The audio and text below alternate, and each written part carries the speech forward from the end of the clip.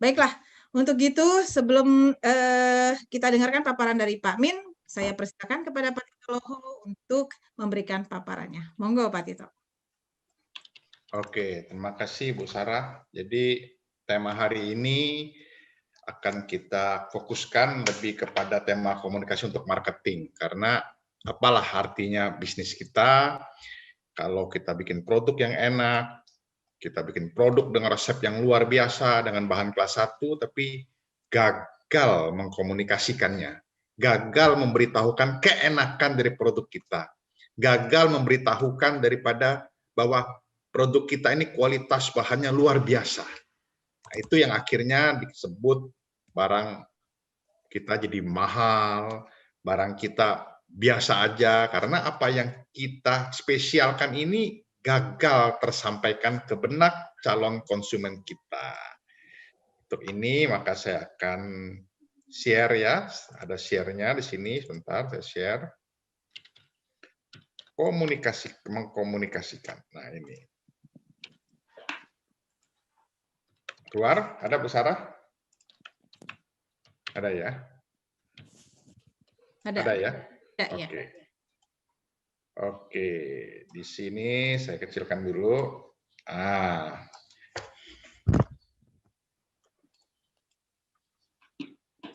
Oke, kita lihat di sini bahwa kiat komunikasi dalam bisnis kuliner rumahan dan UKM.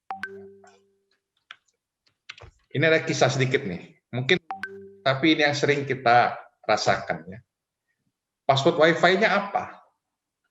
Putri salju dan 7 kurcaci. Kok panjang banget? Soalnya ternyata kan petunjuknya harus 8 karakter. Jadi putri saljunya 7, 1 tambah 7 kurcaci, jadi karakternya ada 8 nih bilang. Rupanya karakter yang ditangkap bukan huruf tapi berupa tokoh ya. Kalau film ada berapa sih karakternya? Nah, ini kan ironi tapi nyata, lucu tapi kejadian. Dibilang salah nggak salah, katanya kan mesti 8 karakter. Ya 8 huruf maksudnya, ya 8 karakter kalau dalam dunia film kan 8 aktor. Putri salju 1, kurcacinya ada 7 ya. Nah, kira-kira begini, ini komunikasi nih, emang nggak mudah. Kita tahu bahwa esensi kuliner itu pertama adalah memuaskan panca indera, itu yang terutama.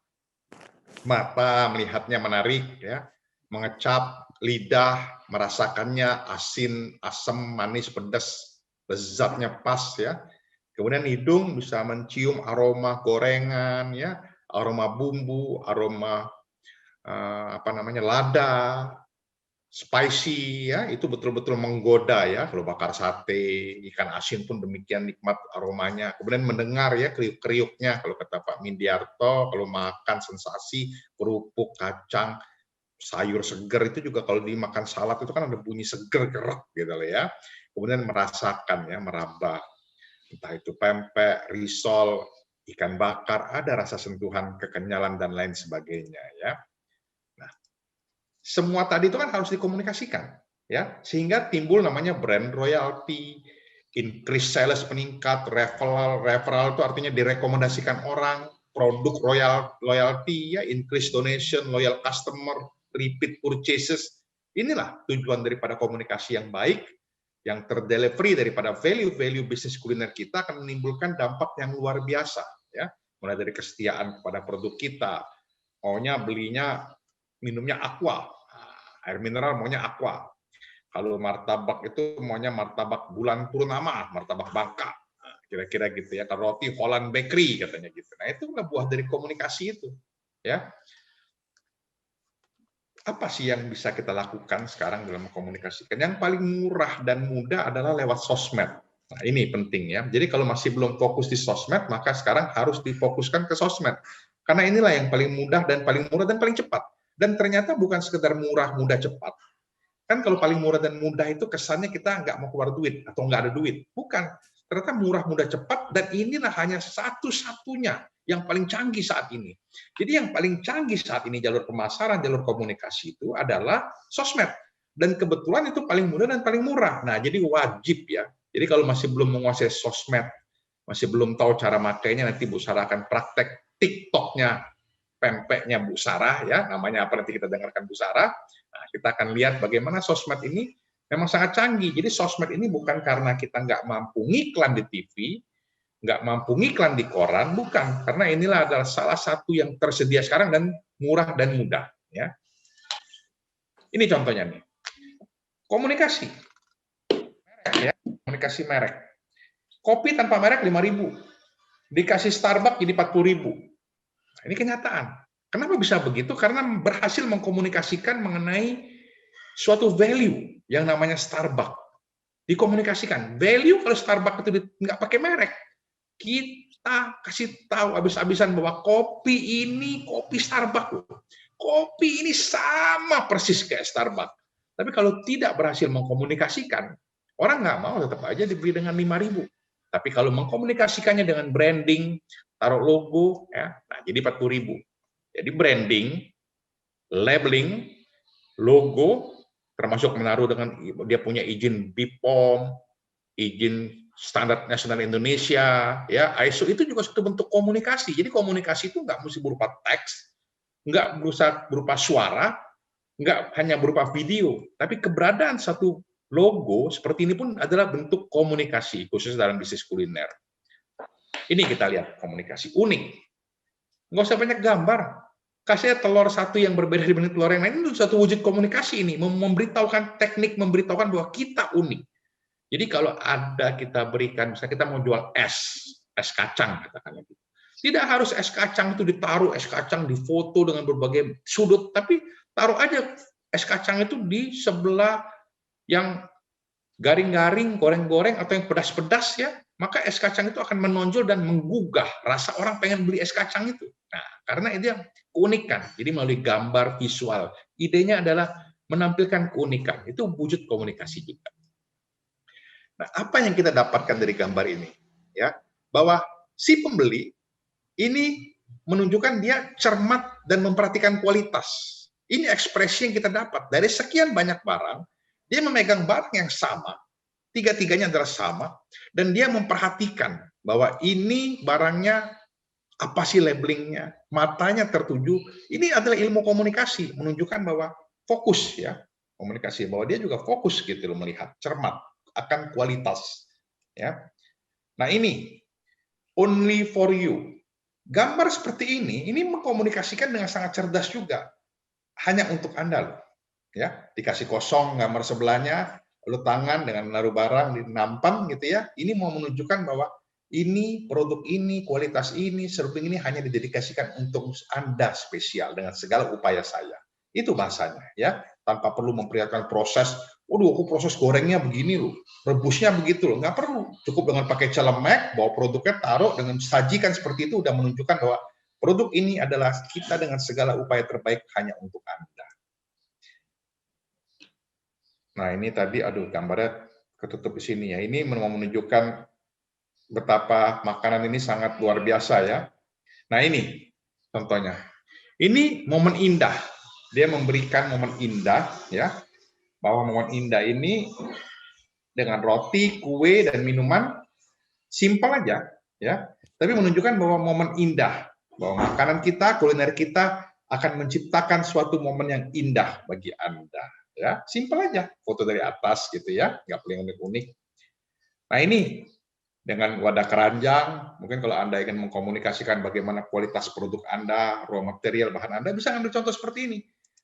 Tidak perlu muka orangnya, cukup dengan memakai celemek, mungkin ada logo Anda di situ, kuliner Anda di situ, Anda sedang membawa sesuatu seperti ini, menunjukkan bahwa Anda mengambil sesuatu yang sangat-sangat fresh, ya, natural, ya, sangat segar, sangat sehat. Ini suatu bentuk komunikasi juga ini, komunikasi yang simpel yang bisa yang diterima orang dengan mudahnya. Tinggal naruh aja branding Anda di celemek tersebut yang ada ya, atau mungkin di kotak kayunya tersebut ya. Taruh. Nah, ini apa? Masterpiece. Dengan hanya suatu gerakan seperti ini menunjukkan masterpiece bahwa Anda selalu menyajikan kuliner Anda dengan yang terbaik ya. Orang nggak ada perhatian sayurnya ada jenis apa, ladanya apa, minyaknya apa, sendoknya isi apa. Dia nggak, orang nggak, tapi orang mendapat suatu pesan komunikasi bahwa, wih, gila, gue disajin sesuatu yang luar biasa nih, ya, sesuatu yang profesional. orang memakai baju memasak dengan peralatan yang sangat khas untuk sebagai alat masak yang sehat dan baik, dan diperlihatkan bahwa memberikan suatu sentuhan akhir yang demikian memperhatikan kualitas. Ini bentuk komunikasi, masterpiece bisnis kuliner Anda. Nah ini ahlinya, hanya dengan mewujudkan cara memotong ya, video satu slide gambar ini menunjukkan bahwa kuliner Anda disajikan dengan cara yang ahli oleh orang yang sangat ahli. Ya, ini yang kita rasakan. Ya. Nah, ini pasukan Mongol. Pasukan Mongol ini pernah merajai dunia, ya, merajai dunia kira-kira 1000 tahun yang lalu mungkin ya. Merajai dunia bahkan dengan suatu suku, kelompok suku yang kecil penduduknya tapi bisa menguasai 3/4 dunia dan tercatat sebagai suatu kerajaan atau suatu kelompok yang berhasil menguasai bagian dunia paling luas sepanjang sejarah. Kenapa sih dia bisa ahli? Karena mereka jumlahnya dikit, jadi dia perlu mobilitas yang tinggi. Ya, 2 aja ahlinya, ahli naik kuda dan ahli memanah sembari berkuda. Kita lihat tuh dia mana. Kudanya masih bergerak, dia nggak pegangan sama kuda, dia membidik panah dan bisa membidik musuhnya tanpa perlu memperhatikan jalan kemana kudanya berlari. Ya, dan tidak jatuh keseimbangannya. Ya, naik kuda aja kalau nggak kencang kan udah repot urusan. Ini bisa memanah, posisi badannya demikian kerennya gitu ya. Apa maksudnya? Kita dalam berbisnis kuliner ini juga, walaupun kita bisnis kuliner rumahan, kita punya 2 skill. Satu skill berkuda yaitu membuat produk kuliner kita yang lezat, berkualitas, terjaga kebersihannya, tapi nggak cukup. Kita perlu juga bisa memanah. Apa memanah itu? Berkomunikasi. Berkomunikasi dengan anak panah yang namanya sosmed. Tapi asal bersosmed juga nggak beres. Kita mesti memiliki skill untuk melepaskan si anak panah ini. Ya, anak panah ini bisa dilepaskan untuk membidik, mengenah kepada niat konsumen kita. Nah, kira-kira inilah ilustrasinya. Bayangan saya nanti detailnya akan diperagakan oleh Pak Mindiarto.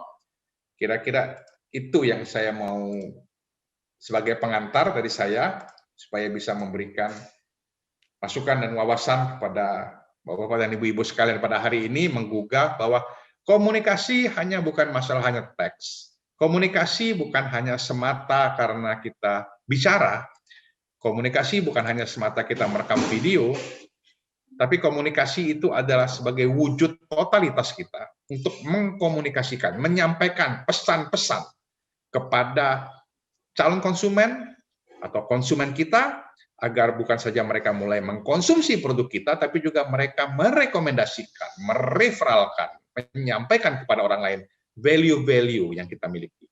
Ketika value-value kita akan kualitas, filosofi, cita rasa, value-value itu tersampaikan, niscaya maka kita sudah berhasil mengkomunikasikan produk kita untuk meraih loyalitas daripada pelanggan kita. Demikian kira-kira yang saya sampaikan sebagai pembukaan. Silakan kembali kepada Bu Sarah. Oke, baik. Terima kasih Pak Tito.